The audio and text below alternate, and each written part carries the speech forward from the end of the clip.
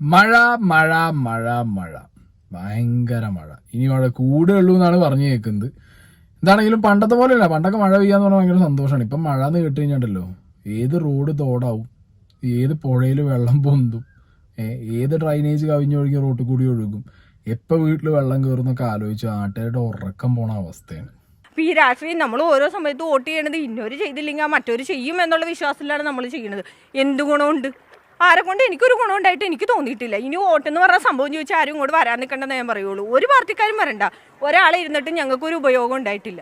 ഈ ഒരു ഡയലോഗ് ഭയങ്കര വൈറലായ ഡയലോഗാണ്. ഓക്കെ, ഈ ഒരു സ്ത്രീ പ്രതികരിച്ചത് കേരളം ഒന്നടങ്കം ഏറ്റെടുത്തിട്ട് പറഞ്ഞൊരു കാര്യമാണ്. അതായത് ഞങ്ങൾക്ക് ഉപകാരമില്ല. പ്രളയം വന്നു പോയതിനു ശേഷം ഇവിടെ ഒരു ഡിസാസ്റ്റർ മാനേജ്മെന്റ് പ്രോപ്പറായി നടന്നിട്ടില്ല. ഫ്ലഡ് റെസ്ട്രിക്റ്റ് ചെയ്യാനുള്ള ഒരു രീതിയിലുള്ള ഡെവലപ്മെന്റ്സും കൊണ്ടുവന്നിട്ടില്ല. പക്ഷെ മുഖ്യന്റെ തള്ള് നിങ്ങൾ ആരും മറന്നു പോരുത്തിട്ടോ. മുഖ്യന്റെ വൻ തള്ളല് പണ്ട് കേട്ടിരുന്നു ഈ 2018 ഫ്ലഡിന് ശേഷം. മൂപ്പര് 2 ഇംഗ്ലീഷ് ഡയലോഗ് നമുക്ക് കേൾക്കാം. What can we learn from the Dutch? Rebuilding Kerala post 2018 floods. ഒന്നുകൂടെ പ്ലീസ്. ഞാനത് വളരെ കൃത്യമായില്ല, ഒന്നുകൂടി പറയണം. What can we learn from the Dutch? Rebuilding Kerala post 2018 floods. Okay, അപ്പോൾ ഡച്ച് മാതൃക പഠിച്ചു വന്ന നമ്മുടെ മുഖ്യമന്ത്രി പറഞ്ഞത് what can we learn from the Dutch എന്നാണ് പറഞ്ഞത്. ഓക്കെ, നാട്ടിൽ വെള്ളപ്പൊക്കം ഉണ്ടാവാൻ അല്ലെങ്കിൽ വെള്ളപ്പൊക്കം ഉണ്ടായൊരു സാഹചര്യത്തിൽ ഉണ്ടാവാൻ എന്താ കാരണം എന്ന് പഠിക്കാൻ ഡച്ചിൽ പോയിട്ടോ അല്ലെങ്കിൽ അവിടെ പോയിട്ട് പഠിച്ചിട്ടോ കാര്യമുണ്ട്? എനിക്ക് ഡച്ച് മാതൃക കൊണ്ട് എന്താ കാര്യം? കുട്ടനാട് മാതൃകയോ ഇല്ലാന്നുണ്ടെങ്കിൽ നമ്മുടെ കൊച്ചി മാതൃകയോ അതൊക്കെയല്ലേ വേണ്ടേ? നാട്ടിൽ വെള്ളപ്പൊക്കം കാലങ്ങളായി. ഇവിടുത്തെ പ്രശ്നം ഇവിടെ തീർക്കല്ലേ വേണ്ട? അവിടെ പോയി പഠിച്ചിട്ട് എന്താ കാര്യം?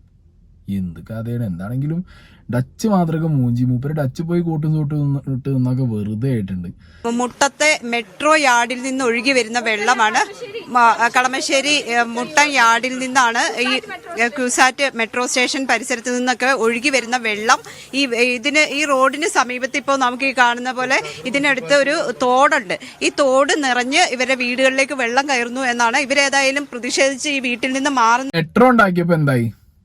ആ മെട്രോ സ്റ്റേഷനുകളിൽ നിന്നും പില്ലറുകളിൽ നിന്നും വാളുകളിന്റെ സൈഡിലൊക്കെ നിന്നിട്ട് വെള്ളം ഒഴുകി വീട്ടിലും അല്ലെങ്കിൽ അടുത്തുള്ള തോടുകളിലും അടുത്തുള്ള ആളുകളുടെ സെറ്റിൽമെന്റ്സിലൊക്കെ വന്ന് വെള്ളക്കെട്ടായി മാറുകയാണ്. എന്നിട്ടാണ് ഇനി കേരയിൽ കൊണ്ടുവരാൻ. അപ്പൊ കേരയിൽ വന്ന അവസ്ഥ എന്താ? വീട്ടിൽ നിന്ന് നേരെ ഇറങ്ങുന്നത് മറ്റേ പുഴയ്ക്ക് ഇറങ്ങുക നാട്ടുകാര്. അല്ലെങ്കിൽ അവിടുത്തെ അവസ്ഥ രാത്രി മഴ പെയ്ത് നേരം വെളുത്ത് എണീറ്റിട്ട് നമ്മൾ കാല് കുത്തണത് വെളുപ്പിന് 2 മണി 3 മണി രാത്രി കാല് കുത്തണ വെള്ളത്തിലോട്ടാണ്. ഇതാണ് അവസ്ഥ. രാത്രി എപ്പോ വെള്ളം പൊങ്ങുന്നു അറിയില്ല, എവിടുന്ന് പൊങ്ങുന്നു അറിയില്ല. ഇനി കേരളയിലും കൂടി കൊണ്ടു ഉള്ള മെട്രോണ്ടേ വെള്ളക്കെട്ട് മാറുന്നില്ല. അല്ല, ഈ ഡച്ച് മാതൃക കഴിഞ്ഞിട്ടില്ലല്ലോ, വേറെ എന്തൊക്കെയോ തള്ളിന്നല്ലോ മൂപ്പര്.